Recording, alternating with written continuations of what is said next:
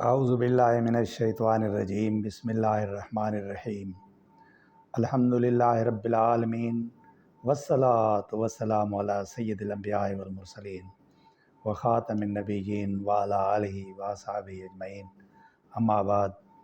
پیارے دوستو، السلام علیکم ورحمۃ اللہ وبرکاتہ۔ پیارے دوستو، آج ایک عجیب نقطہ آپ کی خدمت میں پیش کر رہا ہوں، وہ بھی قرآن پاک میں سے ہی ہے۔ اس کا عنوان ہے جادو کا علاج۔ آج کل آپ کو پتہ ہے کہ جادو، ٹونے، سحر، تعویذات، عملیات سے کوئی گھر خالی نہیں۔ جس سے حال احوال پوچھو وہی یہ رونا روتا ہے کہ میرے اوپر جادو ہو گیا ہے اور گھر میں نحوست ہے۔ بھائی، گھر میں بے برکتی اور نحوست کے دوسرے بے اسباب ہو سکتے ہیں، وقت یہ جادو ٹونا نہیں ہے، مگر پھر بھی یہ جادو ایک حقیقت ہے۔ اس سلسلے میں جو تفسیر خزائن العرفان میں جو ذکر ہے، اس کے مطابق میں آپ کی خدمت میں یہ چیز پیش کر رہا ہوں۔ امید ہے کہ آپ اس سے فائدہ حاصل کریں گے۔ روایت ہے کہ لبید بن عاصم یہودی اور اس کی بیٹیوں نے حضور سید عالم صلی اللہ علیہ وآلہ وسلم پر جادو کر دیا تھا، جس کا اثر حضور نبی کریم صلی اللہ علیہ وآلہ وسلم کے جسم مبارک پر نمودار ہوا، لیکن آپ کے قلب اور عقل اور اعتقاد پر کچھ بھی اثر نہیں ہو سکا۔ چند روز کے بعد حضرت جبریل علیہ السلام حاضر خدمت ہوئے اور انہوں نے عرض کیا کہ یا رسول اللہ، ایک یہودی نے آپ پر جادو کر دیا ہے اور جادو کا جو کچھ سامان ہے وہ فلاں کنویں میں ایک پتھر کے نیچے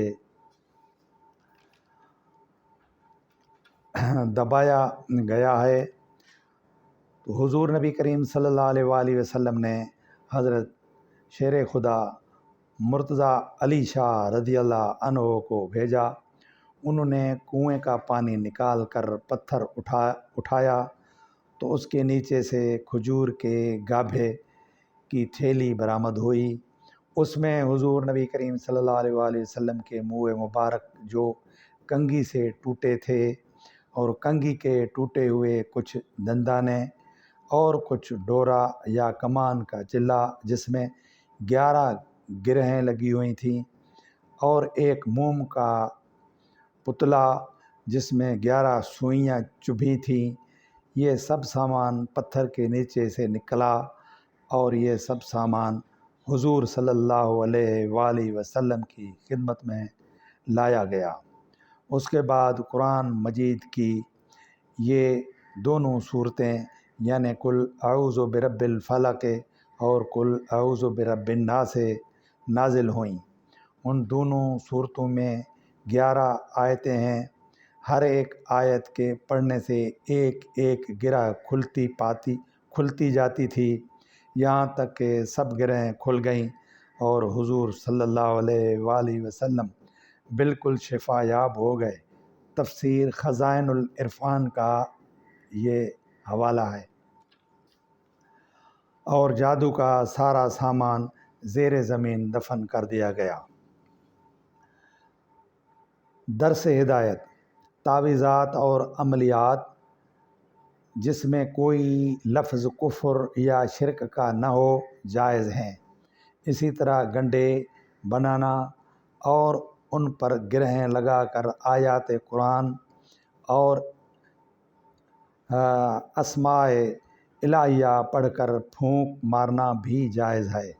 جمہور صحابہ اور تابعین اسی پر ہیں، اور حدیث حضرت عائشہ صدیقہ رضی اللہ تعالی عنہا میں ہے کہ جب حضور سید عالم صلی اللہ علیہ وآلہ وسلم کے گھر والوں میں سے کوئی بیمار ہوتا تو آپ ان دونوں صورتوں کو پڑھ کر اس پر دم فرماتے تھے۔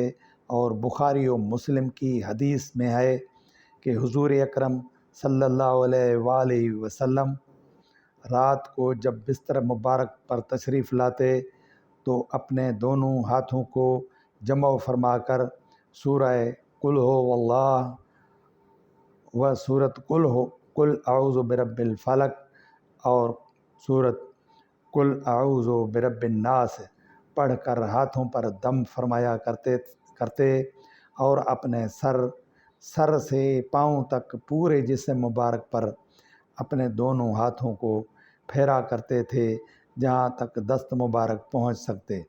یہ عمل 3 مرتبہ فرماتے۔ خلاصہ یہ ہے کہ قل اعوذ برب الفلق اور قل اعوذ برب الناس یہ دونوں صورتیں جن و شیاطین اور نظر بد اور آسیب اور تمام امراض خصوصاً جادو ٹونے کا مجرب علاج ہیں۔ ان کو لکھ کر تعویذ بنائیں اور گلے میں پہنائیں اور ان کو بار بار پڑھ کر مریض پر دم کریں اور کھانے پینے اور دواؤں پر پڑھ کر پھونک ماریں اور مریض کو کھلائیں پلائیں۔ انشاءاللہ تعالی ہر مرض خصوصاً جادو ٹونا دفع ہو جائے گا اور مریض شفا یاب ہو جائے گا۔ اسی طرح قرآن شریف کے لیے فرمایا گیا ہے، پورے قرآن پاک کے لیے تو خذ من القرآن شئت لما شئت، یعنی کہ قرآن پاک میں سے کوئی بھی آیت، جو بھی آیت پڑھیں اور جس کام کے لیے پڑھیں، مگر جائز کام کے لیے، شفا کے لیے، برکت کے لیے پڑھیں، انشاءاللہ تعالی اس سے آپ کو بھرپور فائدہ ہوگا۔ پیارے دوستو، آج کل جو ماحول چل رہا ہے اس کو دیکھتے ہوئے میں نے یہ آپ کی خدمت میں ایک اچھی چیز پیش کی ہے۔ امید ہے کہ اس سے یعنی قرآن پاک کی ان آیات سے آپ بھرپور فائدہ اٹھائیں گے اور اس فقیر عاجز مسکین کو اپنی پیاری دعاؤں میں یاد رکھیں گے۔ وما علینا الا البلاغ المبین۔